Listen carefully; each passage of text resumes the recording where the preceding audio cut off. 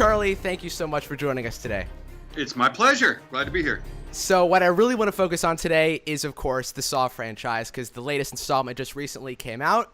And I want to go all the way back, if you can believe this, to 2003, when all of this stuff began.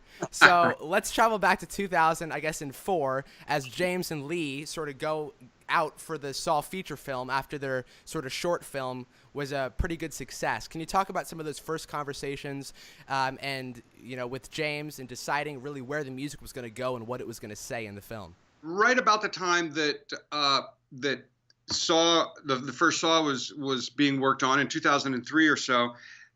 That was about a year or so after I had left Nine Inch Nails. I was back in Los Angeles and was just getting ready to get back in the driver's seat on some scoring gigs. So the timing was perfect, and it was just sort of a synergistic moment that I had some scoring experience. So I wasn't, strictly speaking, just a refugee from a band that was looking to do scoring. I'd already done that for years.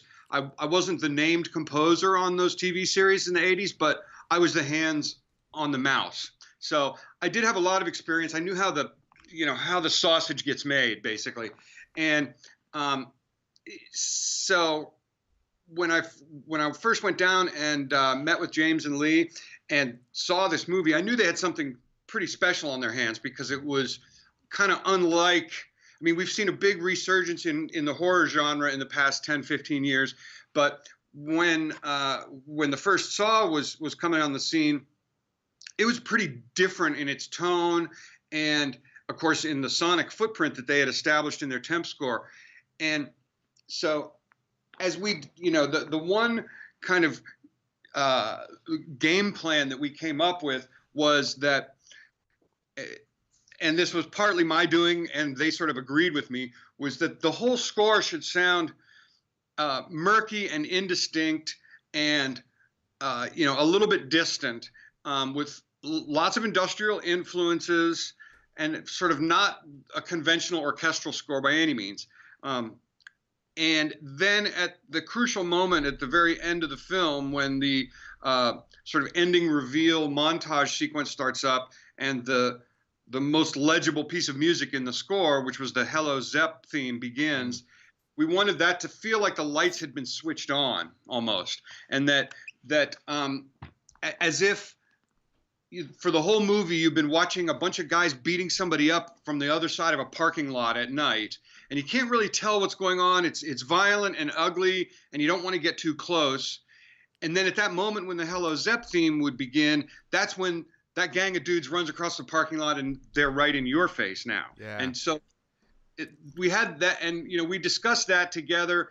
And before I began work on any of the music, so we kind of knew that we had this theory in place that there should be some thematic moments and some hypnotic moments earlier in the score, and a lot of ambient, murky weirdness, and then all of a sudden this bright, bold, strident thing that would hopefully be hypnotic and melodic and memorable. And that's what the ending theme, the Hello Zepp theme. I think it also sort of became that thing where you were watching the film, even if you're on 5, 6, 7, and you hear the hammered dulcimer, you're automatically like, okay, I should start listening up now. Like, they're about to explain what the hell just happened. You know what I mean?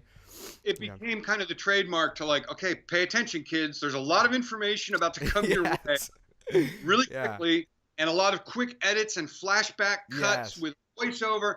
So because there was going to be so much information flying at you, the piece of music couldn't be elaborate. It had to be something that the viewer could decode quickly and wouldn't have to pay too much attention to, for fear that it would divert, it would use up too much of their CPU while they're trying to pay attention to all this complex narration and these flashbacks and so forth.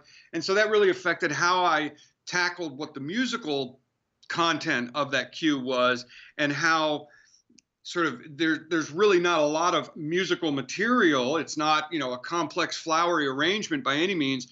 And so that meant that you could understand it quickly. And then as it went on and gradually would build, it wasn't like there was all these crazy key changes and elaborate harmony voicings and stuff that would make you want to pay attention. It's kept getting bigger and brighter and higher and louder and everything, but it wasn't complex in terms of the actual musical data that's in. And so we had that game plan in place, and fortunately it worked. Yeah. So one thing that makes the Saw films so incredibly different from a lot of other horror film is like the way that the films are cut together, especially the first three, and the way that a lot of the traps are sort of presented in the very, very sort of fast cutting manner. So of course, for a composer, I would imagine some of the really hard aspects of your job is of course working with the cuts and everything. For those, especially the first three films, working with those trap sequences where the cuts are just boom, boom, boom, boom, boom, boom, boom, boom, boom, boom. What's it like working to a cut? Like, how do you make decisions on where to put the downbeat and where do you start with that? Well, I've been lucky that all of the films have been edited by the same guy, Kevin Gruyter, who also directed two of them. And Kevin has a great rhythmic sense of editing when he's cutting picture. And he kind of knows not to make too much of a mess of it that that will cause me trouble. But one thing that I did always do on those complex, very rhythmic sequences is I would wind up spending, a couple of days just listening to a click track against picture and building a very elaborate tempo and meter map. Sometimes I might program in just a very rough industrial kick and snare pattern or something to give me a little more interesting sound than just a metronome click. But I wouldn't put in a whole bunch of audio until I had the tempo map exactly worked out. And I would just sit there and try to find a natural rhythm. I wouldn't use any, calculator programs, or I wouldn't measure the frames or anything. I would just try to find things that felt right. And then just sitting there staring at the tempo list window in Logic, gradually build the tempo map, obviously starting at the beginning of the cue and working my way towards the end, and keeping in mind that in some cases I would want it to gradually get faster and faster, and that here and there you'd have to insert, say, I might have a spot where the rhythm would stop and there'd be sort of a gap, and I might have to make that gap be like one bar of 5/8 or something, or 7/8 so that I could drop back in right on a downbeat that would be perfectly synced with a cut or with, a blade falling or whatever. So I would get pretty elaborate with building that tempo map. And there was one point when it wasn't on a Saw film, it was actually on, I believe it was Death Sentence, another James Wan. The Kevin Bacon movie, right? Which is totally fun. Yeah. I love that in that movie. When was that? What was that after the third one? That was 2006, right? Or something like that? I believe so. Yeah, I think it was after. I think Dead Silence was first, then Death Sentence. Okay, yeah. In sort of at the same time, we did a Saw movie every year for that initial 7 years. Those were a busy 3 years then.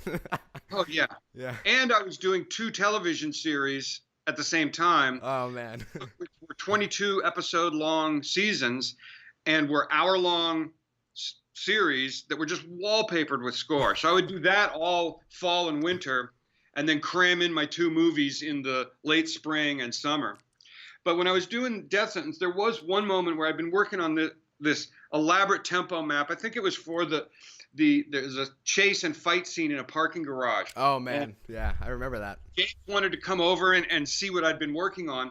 And he's like, I want to, and I've been telling him, I've got some great ideas for this scene. And James came over sort of a day before I was ready. And he came in to hear, he's like, can I hear what you've got for the parking garage scene? And I kind of, my toes curled up a little bit because all I had was the tempo map.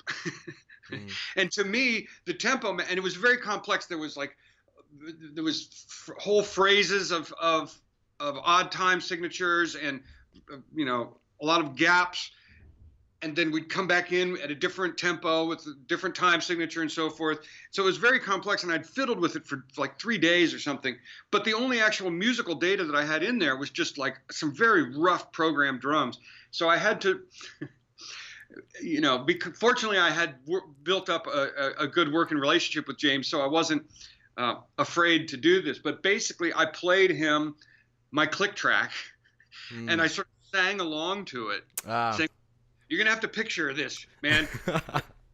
I shouldn't be playing you this, but I will." And I played him the whole thing, and you could hear the programmed kick and snare and the metronome click, and you could hear these gaps. And I was literally singing along to it, kind of going, "Okay, it's gonna be like this."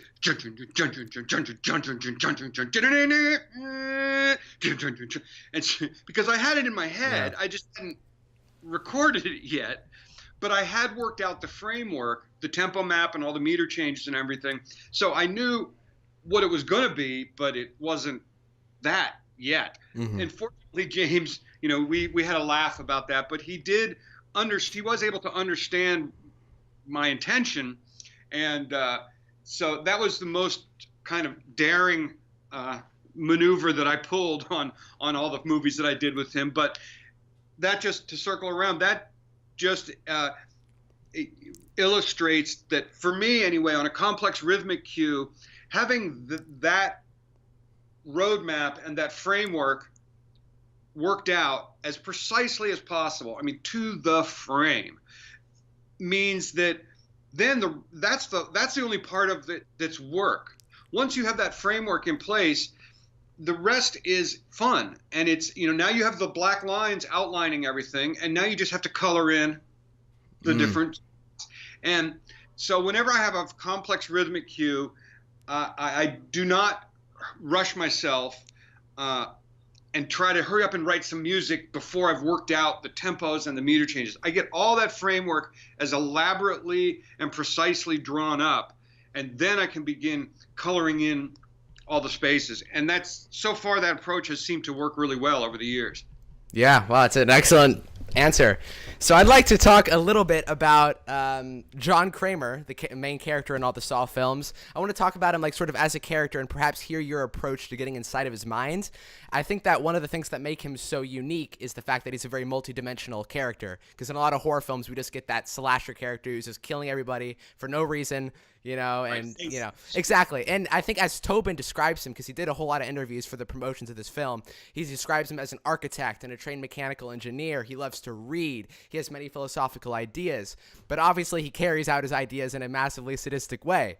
But how did you approach this character, and what was the journey like through all the films with him? Well, I wanted to, whenever Tobin's on screen, and he has this very measured way of moving and speaking. He's never in a rush. He's never frantic. Everybody else is losing their minds and running around and getting frantic and breaking a sweat, and he never does.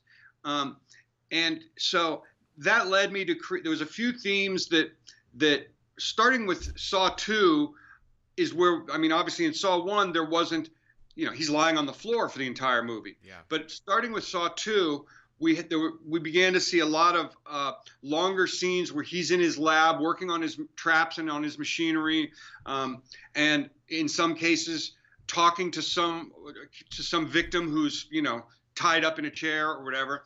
And he always had this great sort of, it's very terrifying the way he's so slow and measured and utterly confident. He knows that he's not going to get caught, and these people are not going to be able to break the ropes that hold them or whatever. So he's just this very measured delivery. And that led me to create there was a few pieces of music that I created in Saws 2 through 4 maybe, that went with his, what I call the lair scenes, when we're in his lab or his evil lair. And they had a very hypnotic feel. There was a couple, the first one of those pieces I think was called Baptism, and it had this sort of piano arpeggio, just a very simple little pattern that had just a high piano kind of plunking away at 96 BPM, and had a little backwards component. There was a backwards version of that riff, and it was much like the Hello Zepp theme. The musical data that was encompassed in there was fairly small. If it goes around for 2 bars, you've glommed onto it, and you've taken it in. And then as the cue would go on, the root note would transpose while the little arpeggio pattern would stay the same, and other elements would come in, but it wasn't again, it wasn't like the Hello Zepp theme. It wasn't something that was going to be introducing all these radical new sections that you had that might distract the viewer when they should be paying attention to what Tobin's character is doing. And so I had a few of those themes that accumulated over the next few sequels from 2 onward. And that was very much a reaction to his measured delivery. I mean, I needed to have some sense of motion and tension. Those cues, I didn't think that they should just be sort of pads and squishy, floaty sounds. I wanted there to be some sense of urgency because, occasionally the camera would swing over to show somebody, strapped into a chair, trembling or whatever. So there was a sense of, I wanted there to be a sense of urgency and, you could feel your pulse pounding in your temples.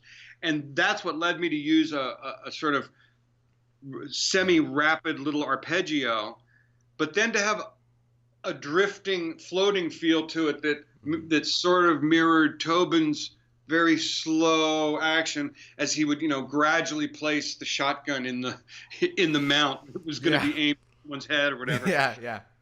So again, I very much react to what I'm seeing on the screen in those cases, where I want it to feel like the music, as though the characters are sort of dancing to the music, and that they're in sync, and that the speed with which things are happening and the pace that the actors are delivering their lines and their performance, I want to somehow mirror that or follow their lead.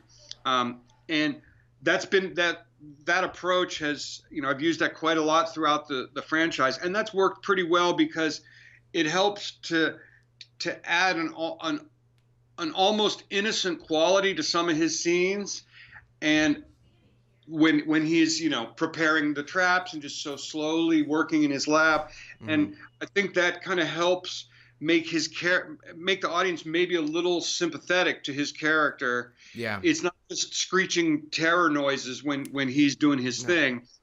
And now, the thing that I'm sort of curious about is, of course, at the end of the 3rd film, we begin to realize, it's either at the end of the 3rd or the 4th, we begin to realize that Hoffman and Amanda have their sort of little own thing going on, and they're just randomly rampaging and killing people for literally no reason, and they aren't giving him a chance. Did you approach Tobin's philosophy on giving people a chance and the meaning of life and everything like that to their sort of murderous agenda, or were you sort of part of that deceptive game that the film was trying to play on the audience to sort of make that surprise at the end of the movie?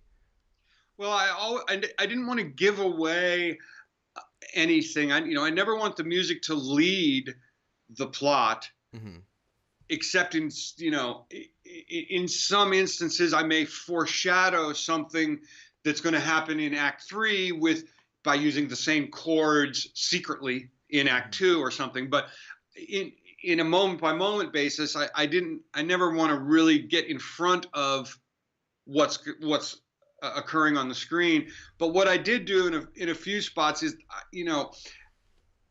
there's a sort of group of chords and melodic structures that I've become, in my mind anyway, kind of the template for the Saw music.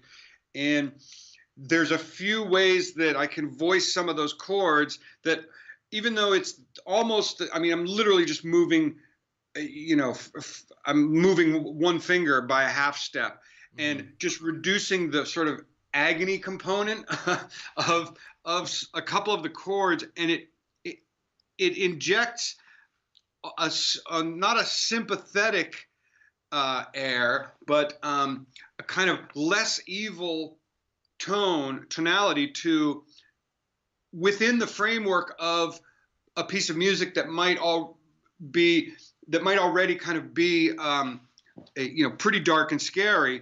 And just so at certain points, almost every trap scene had a moment of realization or redemption or something like that. And so I would try to leave myself the opportunity to just have, it would often be, maybe it's so subtle that no one even notices, but I did. Yeah, totally. And I would just always keep that in mind, that where is the spot in this the horrific trap sequence where the character makes their decision or makes their choice, and is that an appropriate moment to move that one finger over by a half step and change the chord voicings there. But in a larger scale, in a larger sense, I would also do that, because towards the ends of the movies, before we get to the inevitable Hello Zepp moment, there would usually be a couple of cues that I always thought of as fake out cues. That it's almost like you think maybe this is where the Hello Zepp theme is going to start. And in some cases, I would use, in some of the movies, there actually was like a fake out. The dulcimer would start and you think it's Hello Zepp, and then the cue would change and it wasn't. Yeah. We're not there yet. Yeah. But there were other cues, for instance, in Jigsaw, this latest movie, there's two cues towards the end, the shotgun cue and the laser collars cue, that come before the final eventual Hello Zepp theme.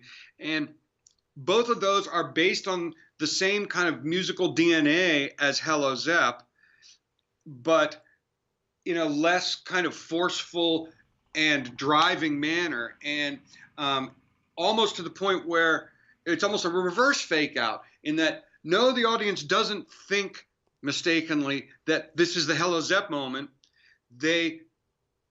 There's because it doesn't have like the dulcimer and it doesn't have the same sounds, but it's almost like they realize it, maybe if they're paying attention and maybe if they're a musician, maybe halfway through those fake out cues, it might start to sink in that, oh, wait a minute, this is some of the same, that little 3-note phrase, and are we there yet? And of course, and it's revealed that no, you're not there. Totally. But those moments are a way to hint at the redemption quality of some of the. And I think in the latest Jigsaw, it was a perfect example of how you guys returned to that whole amazing sort of ending where it has that grand reveal. Because the whole entire movie, especially towards the end, you're thinking, oh, it's the detective. Of course it is. No, yeah, I mean, you don't even have to think about it. And then, bam, you realize that when the hammered dulcimers finally start for the last sequence there, that's when it really makes its grand reveal, and then you did your job right.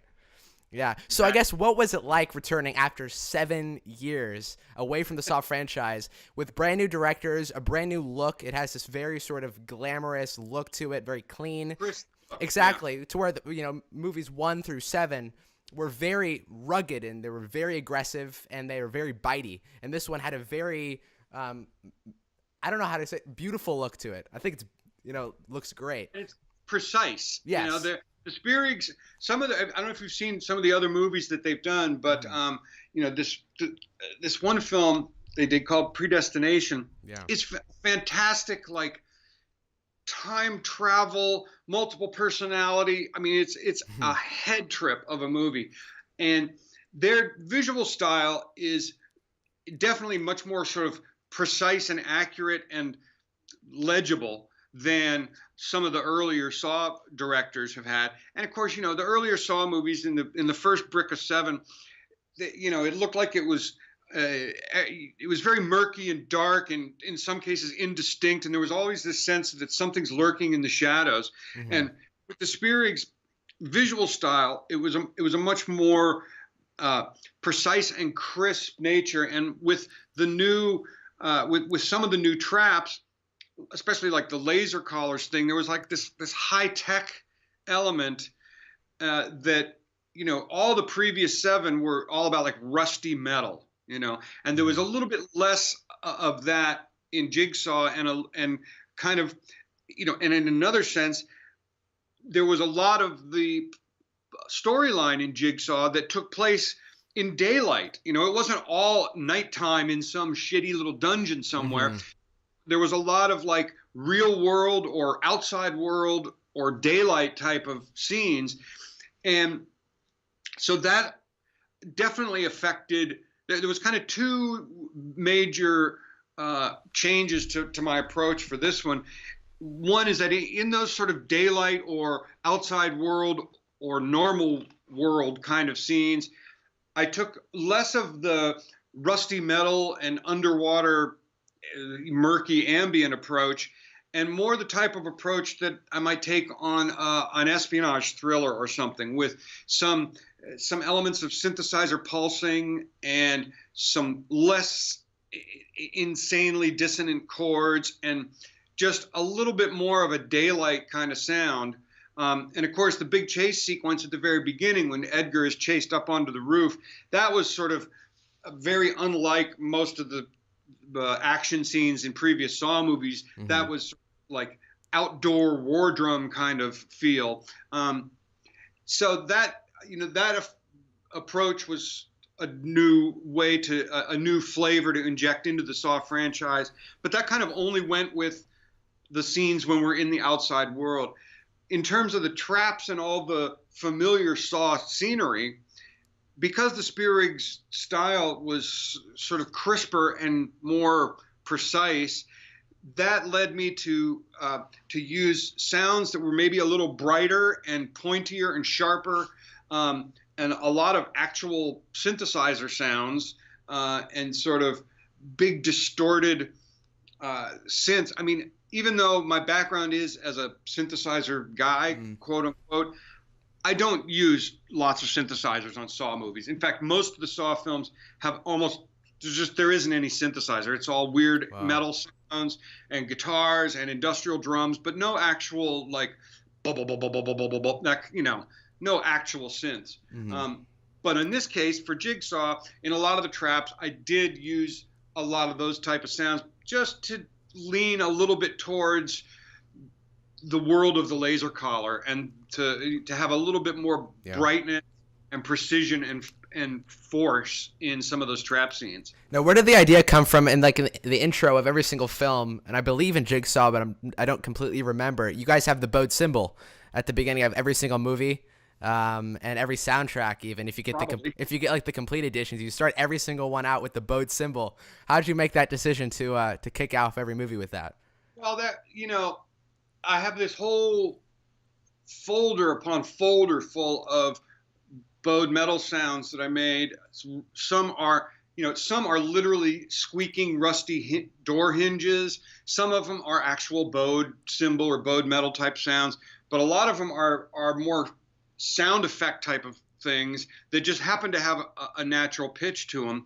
So I've always had, and right from the first Saw movie, I wanted to use a lot of those kind of tones, because to me that sounded like the movie looked.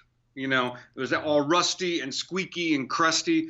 And so there is this huge palette of sounds that I have, which are, for use only in a Saw movie. And it isn't exactly the same sounds each time around, but I have so many of them, and there are 2 or 3 that are like the trademark Saw sounds, and I save those to use when, for instance, the camera pans around and we see the red X painted on a door or something, and that indicates an important plot point. Mm-hmm. And that's when I'll use one of the 2 or 3 sounds that are sort of Saw signals. It's like the bat signal that kind of goes with a visual moment that signals to the audience, hey, this is an important plot point. And then I try to, I save those 2 or 3 sounds for important uses only. And then there's, a few hundred other ones that I can use as general ambient murk generators. And, I just, it had been a while, but I just went and saw Jigsaw in the theater just 2 days ago.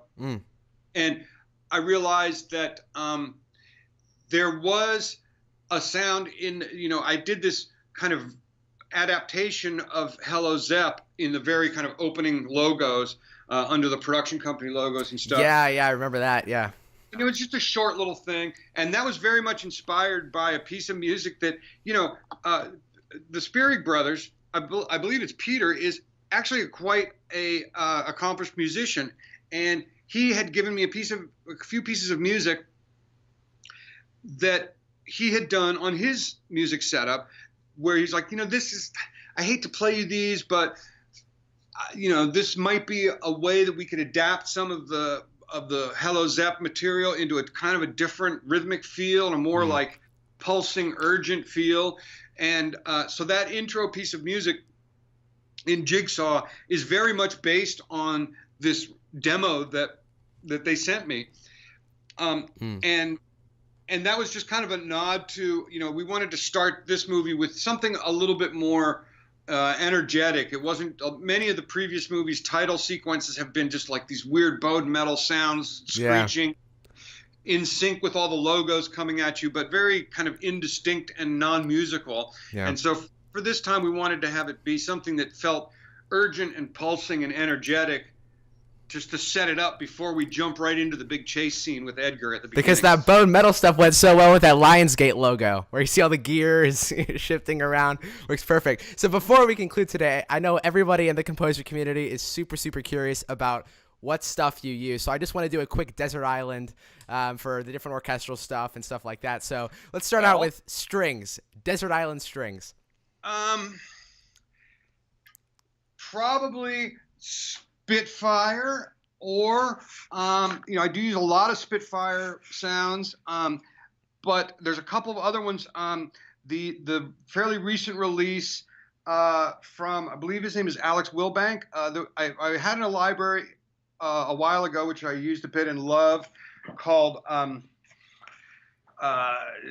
was it called? Cinematic Strings. Cinematic Strings, yeah. He came out recently with a library, I believe, called Cinematic Studio Strings, which is kind of a smaller ensemble in a smaller room, and that I love because it's kind of a tighter sound. It's not quite so lush and squishy. I also love the old standby LASS. Is that LA Studio Strings? Is that what that's called? Yeah. And that, because it's, a lot of people maybe don't like it because it's recorded so dry, but I love the way that the staccatos and spiccatos sound, because they're very sharp and pointy, and you can do very fast phrases without it getting blurry and messy. So yeah, a bit of Spitfire, the new Bernard Herrmann, all of their Evo Grid series, the new Orchestral Swarm, as well as I love that Spitfire goes off on weird tangents, especially with the Evo Grid stuff, which is just very inspirational. You just sort of play a chord and wait for something to happen, and it's always, there's many happy accidents to be had in there. Absolutely. All right, what about woodwinds? I really don't use a lot of I know. But if you just have one, if somebody asks you to write a period drama pretty score, like a Desplat score, what would you go to for woodwinds? I would have to go with Vienna stuff, because I love the way their legato transitions, they really seem, I mean, they kind of invented that sort of sampled legato transition technology, I think. And some of their woodwinds, although you do need to kind of treat them to because in many cases they're fairly dry sounding, just the naturalness of how they play when you're a novice like myself is astonishing, and it takes very little work to get the performance right. Maybe a little more work to get the sound right with plugins and reverbs and everything, but I do love the Vienna stuff for woodwinds. Brass. For brass, I'm liking Cinebrass, which is from our friends. Who are our guys here that make Cinebrass? Cinesamples? Cinesamples, yes. There was one patch they gave away for free at one point that was like monster low brass. It just had that ballsy kind of chimbasso, and so I've gotten all the Cinebrass stuff. The Spitfire stuff doesn't seem to have as much just brute force. Punch, yeah. Yeah, and so the Cinebrass stuff, that's been my favorite, and I still have some libraries going way back to from Project Sam, when they had like orchestral solo brass series, and like 15 years ago or something. And some of those, although they're fairly dry and the instruments are crude by today's standards in terms of the mic positions and legato transitions, some of the raw tones and some of the instrument selections that they have, going all the way back to the early Project Sam stuff, I do use a few of those to kind of augment and camouflage the Cinesample stuff. What about percussion, traditional and sort of your epic taiko drum percussion? Man, I'm a glutton for that stuff, and I've got it all. And, I actually, most of the drums that you hear like on a Saw score is just they're all drums I recorded myself. Mm. And I am a glutton for any epic percussion because there's one kind of category of sounds that that I don't that is not easy for me to create, and that's the sort of ultra distant and indistinct taikos as heard on, say, District 9. Remember that movie, District Yeah, 9? yeah.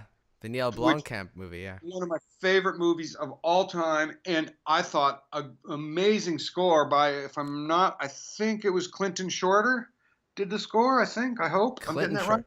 Yeah.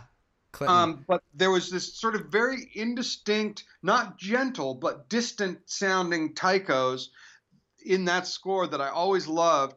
And that's one category of sounds that that is not easy for me to record. Most of the drums that I use, I record. I have a great big concrete living room that's like 30 feet high, and I was originally a drummer back in high school, so I've always maintained a collection of drums.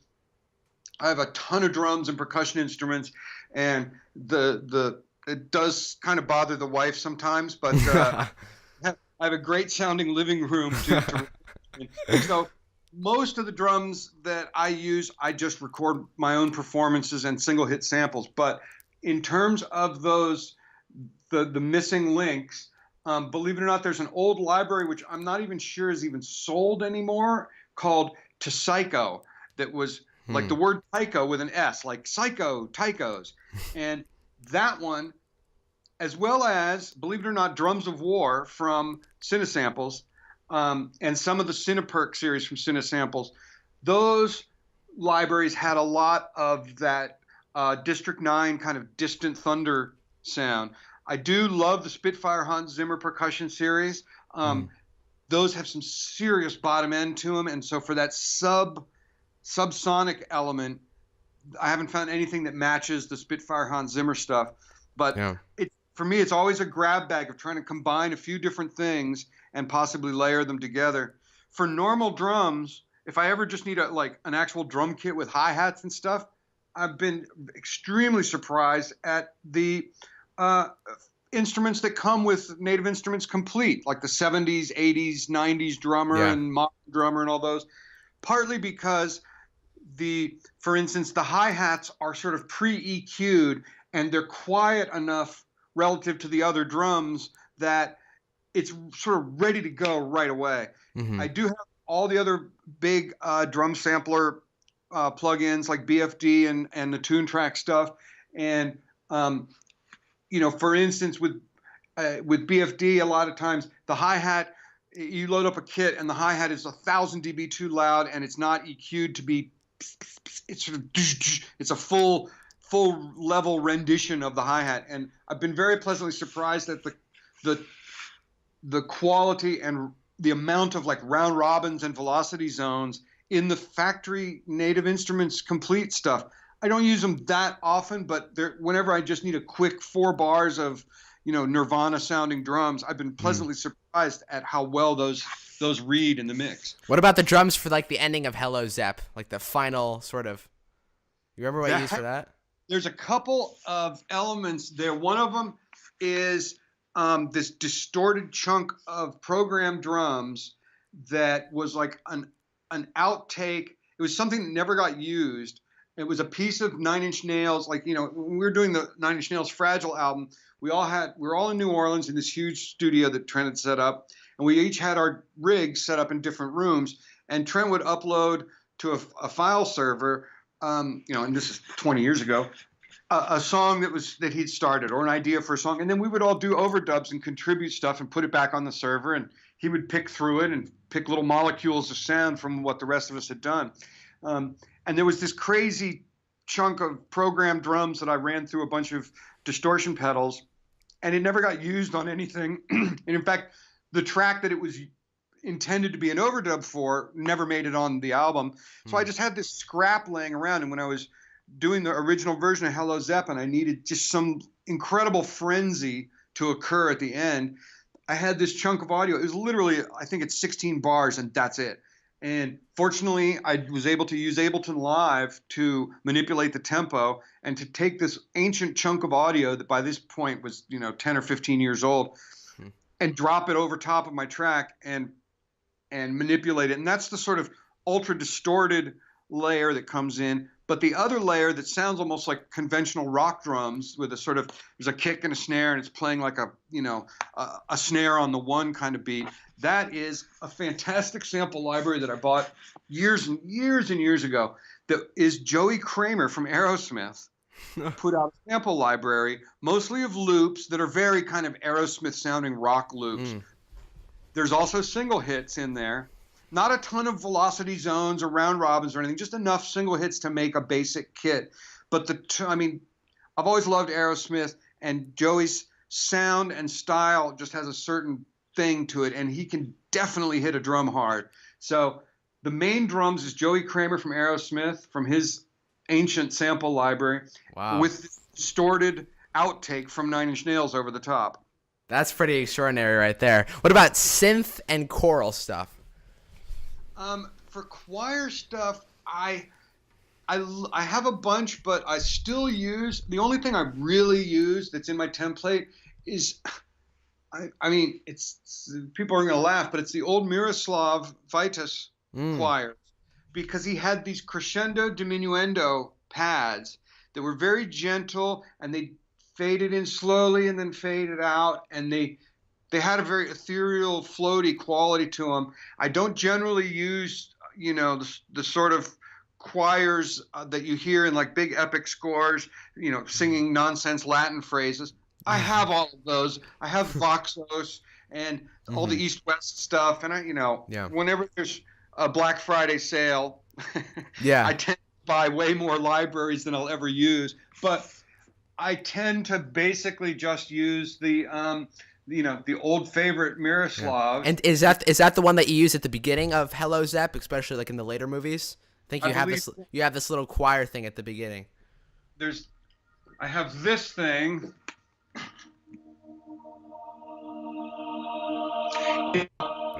Yeah. And it almost sounds like it could be a Prophet VS or something like that. It doesn't necessarily sound like a legitimate choir. It's sort of halfway between synth and choir. But one sound that I do use a lot in Hello Zep is, let me see if I can find it here.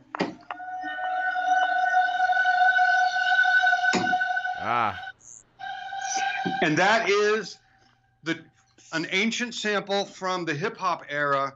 That's the Apache Scream. It was like every terrible sample CD from the 90s, like Zero Gravity, Intense Dance Samples, Volume 7. It's a classic sample that's been on a million hip hop records, but what I did with it is I time stretched the hell out of it, because the original sample is just this,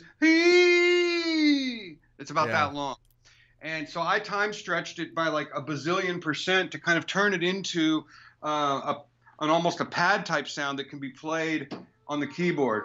Its normal pitch is probably somewhere around there. It sounds like that could be something straight out of Dead Silence too. Exactly. And I had to manipulate it quite a bit in an audio editor to remove the pitch sweeping that's in the original sample, and to time stretch it and then loop it and turn it into something that has a stable pitch that you can play a legible chord on. But it's got a terrifying texture to it, and that's tucked into a lot of my scores, just to add that sense of terrifying scream in the distance, So what was and synths? Well, we have a few. We have there's an MS-20. There's the TTSH 2600, which is the reissue reverse engineered clone of the ARP 2600. This MS-20 is actually the recently released MS-20 kit. I have my original one that I bought for $200 in 1986. But it's all rusty and crappy, and every knob goes. So when they came out with the reissue kit, I bought one, and it's fantastic. It has it sucks in all the same ways that my original one sucks, but it's not broken. Same with the TTSH. I had had two different original ARP 2600s over the years, both of which were broken in different ways and in not in good ways usually. And they can be, the originals can be quite expensive and or difficult to fix. So it had been a few years since I sold my last original 2600. So when the TTSH came out, I said, you know what, I better grab one. And it's fantastic. I love it. We've got a lot of Eurorack stuff, obviously. And, this Dave Smith Pro 2. It's amazing. It's a great little synth. It's Yeah. super pro. It's so full featured, and because of its CV and gate stuff, it's a great front end for the Eurorack stuff. So I can, send MIDI into it and use its sequencer, and then through the CV and gate, drive a few extra modules on the Eurorack, which is fantastic. Also I'm really into any kind of weirdo stuff like folk. This is the folk tech piece. Semi-steampunk, hand-built, circuit-bent weirdness. Oh, wow. These are plate keypads that by completing a circuit between any two pads, the actual audio signal flows through your body. And so you become a part of the circuit, right? And this is just a weird dronescape generator. It has a reverb and a delay and a filter and this oscillator bank and these two sequencers. And it's just a truly unusual piece. I love the folk tech stuff. I did recently get the reissue Mini Moog. Model D, yeah. Which is the same story. I've had I think 4. Over the years, I've had 4 of the originals, all of which were broken in one way or another. And when this one came out, I gave it a try, and it's so fantastic to play a Mini Moog with a keyboard that feels not like it's 40 years old. And it sounds identical to my ears to the originals, and I'm just so glad they made that. As soon as they came out with it, I knew I had to jump on it before they stopped making them, which they did. I do still keep around 3 old favorites from the Nine Inch Nails years. A Waldorf Microwave XTK, this is one of 2 in the world that are gray, which they actually made specifically for Nine Inch Nails for our performance on MTV VMA Awards in 1999. Oh. Trent was like, I won't play, we can't have yellow keyboards on stage. See if they'll make a gray one. So they made us 2 gray ones. Oberheim Expander and Prophet VS, both from the Nine Inch Nails era and both still loaded with the sounds from Downward Spiral and Fragile era. Wow. I also love the Roland V-Synth. I have all 3 models. I have the original V-Synth. This one I keep handy. This is a V-Synth XT, and I do have a V-Synth GT, the last keyboard they made.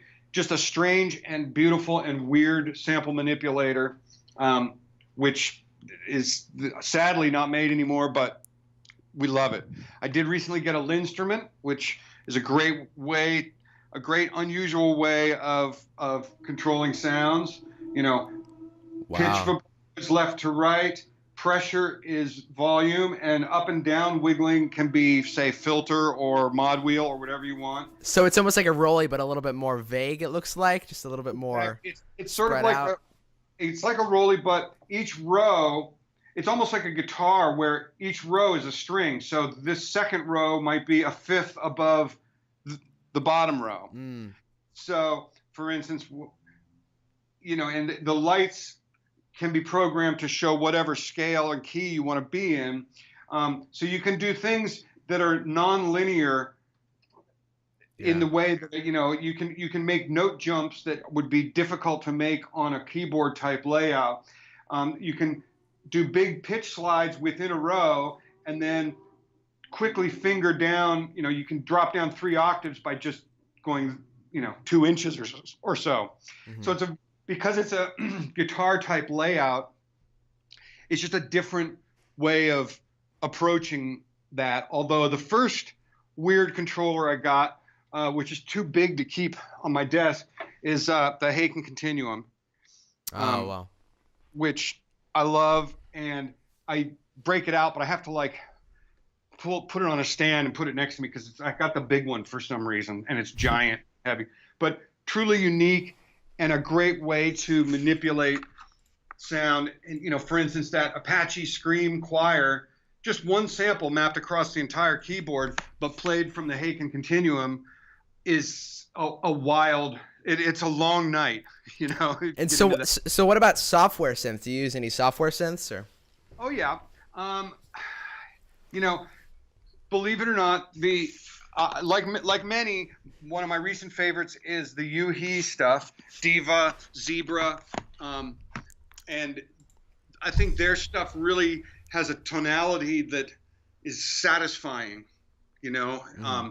And I'm not trying to A/B against the hardware synths or whatever. It's just, I have all the other stuff. I'm a software glutton, so I have all the Arturia stuff, blah blah blah. And I do like the Arturia CS80, even though it may or may not sound like a real CS80. I find it interesting and fun to play with. Yeah. I remember back in the day, playing with CS80s in the 1980s and thinking, this just sounds like a home organ to me. Like I don't get the like, I'm sure it's just Blade Runner retro love that has caused like this fetishizing of the CS80. Because remember playing them back in the day and just thinking, this is like a home organ. It's got that octavey sound, and I didn't give a damn about it back then. So I do have the Arturia CS80, and it's just interesting and fun. It may or may not sound like the real thing, but it's an unusual. Compared to many other soft synths, it's kind of unusual. Yeah. I do use Arturia Moog Modular sometimes just because it's very quick for me to create pulsing patterns with it. And it's nice to, it may or may not sound like a real Moog Modular. I do have a real Moog Modular from 1969, a System 15, that's ancient and rusty and crappy and needs a ton of work. It still works, but I don't even keep it here in the rooms upstairs in the storage room just because it's a pain in my butt. And, it's been 30 years that I've been moving a damn filter knob and hoping it's going to do something different today, Yeah. I got the Mini Moog D just because it's a simple and fun thing to use as a bass reinforcer occasionally, and that's all I use it for. But I'm not the kind of guy that fetishizes over vintage synths all that much. The expander and the VS are things that are unique and weird, and they do have an unusual sound that I haven't completely duplicated with a software synth. And sorry, Arturia, but their plugins don't sound anything like the real VS, or they sounds VS-ish. But because you can actually dump over MIDI sysx the patches from the real Prophet VS into the Arturia plugin, which is a miracle and amazing. I did that, and they don't sound anything. The real thing. I hate to be that guy, but the real synth, the real hardware, sounds alive and organic and real and amazing. The Arturia Prophet VS, you hit the key and it goes, and it's a static, non-moving sound. The real thing, maybe because it's struggling to not burst into flames every time, different. That'll be interesting if that happens, though. I mean, wow. I hope it doesn't. But you should have your microphone on, record that. I hate to be that guy, but another software synth I get a ton of mileage out of, even in this day and age of U-He, Diva, and Zebra, and all these great software synths that we have, is Logic's ES2. The polysynth that comes for free with Logic. And I've been using that for so many years. I mean, it's almost 20 years now we've had that. And I know it inside and out. And it's just a very kind of, it's not a synth that's going to set the world on fire with its amazing retro Oberheim tones or whatever. But for what I need a lot of the time is a very tight and controlled, where I can get very small variations in the accent patterns of an arpeggio and stuff. And I've just had great luck with ES2, and I still use it all the time, even though it costs $0 when you buy a copy of Logic.